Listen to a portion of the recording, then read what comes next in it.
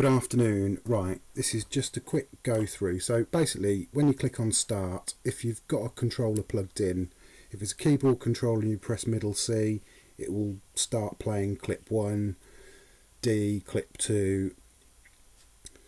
If you've got something with sliders, you can just use the sliders to bring video in like this, and then by bringing your sliders up, not full, you can mix the video.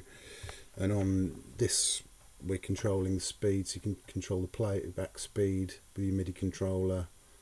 And it all just sort of works pretty, it's all instant, which is nice.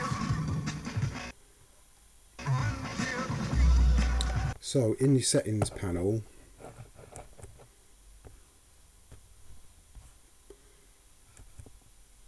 when you move the slider on your controller, it should give you, the number should change at the top where it says incoming MIDI.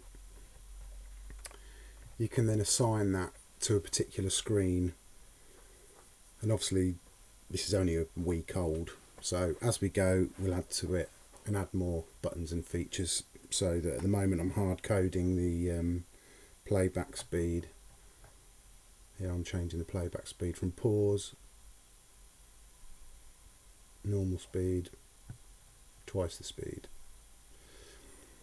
So it's pretty funky, and the fades are nice.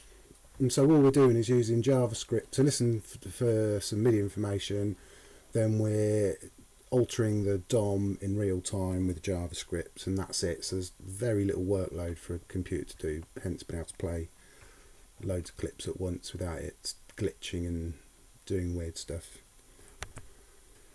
Okay, that's the demo. Thank you very much.